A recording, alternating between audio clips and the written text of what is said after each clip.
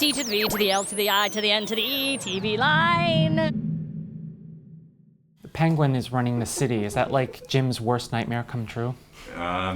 Sure. Yeah, probably. Mr. Cobblepot is the king of Gotham at the moment, but it's a contentious situation, so he's gonna vie for that constantly. So it's good. It's really exciting this year. We're kind of, in a way, I think we're sort of getting to what the show probably should have been all along, which is an epic saga with these characters evolving over time. It's much less procedural and it's much more focused on sort of the origins of all these characters. I think the audience is really going to like it. And is Penguin now living large, living easy? Oh yeah, yeah, Big Pippin all the way. Yep. How many of you guys knew or know, you probably know at this point, what's down in the Batcave?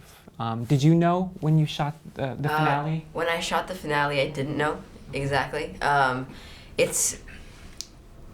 I'll say is that it's going to lead Bruce to through the help of Lucius Fox, who's played amazingly by Chris Chalk, and Alfred, Sean Pertwee. He's okay. He's okay.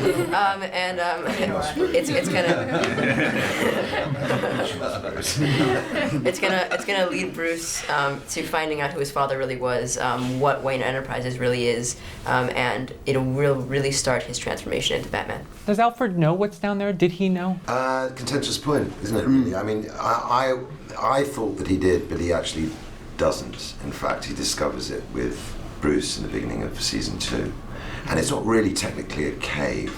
Let's call it the sort of the Wayne. Well, it's the Wayne cave, isn't it? Well, it's his dad's secret office. It's his secret office. And I think what Alfred thought was what most people think when they hear a man has a man cave. Exactly what Ben says. It's, you know, maybe he's got a couple of dresses in there. He tries on.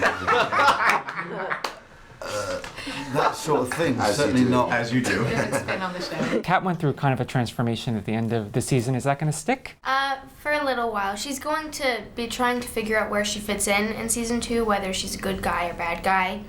And we're going to see part of her backstory, you know, what's going on with that. So she's trying to figure it out. How do you think Bruce is going to react when he sees her? It's interesting. Does he? He doesn't, well, for example, when she killed Reggie, because he would have told on them, he wasn't happy about that. So it's interesting. Wait, hang on. So you killed Reggie?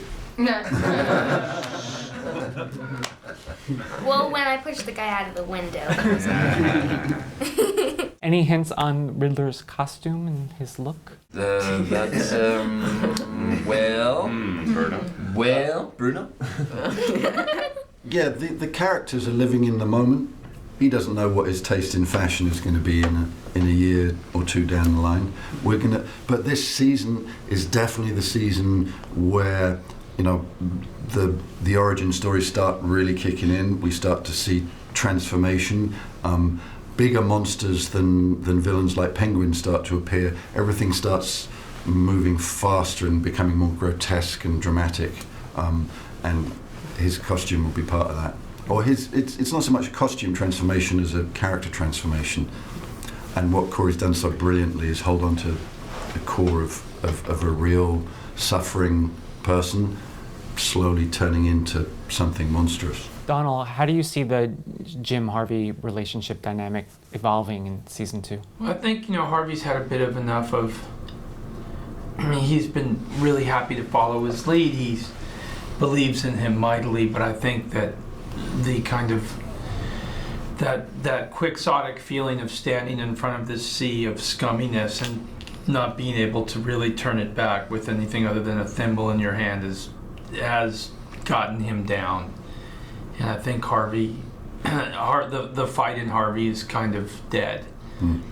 And so I think Jim tries to appeal to him because he needs his help. But I think Harvey was fried out by not only the events of the last year, but probably by a lifetime on the force.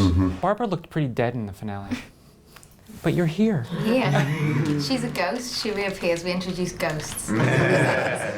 So did she survive that epic battle? She did, yes, she did. What was it like shooting that sequence? It was absolutely brilliant. It's probably one of the most fun things I've done in my entire life. Because Marina and I, we actually like the when you watch the footage, I think it's mostly us because we had stunt doubles, but then we would do the fight ourselves.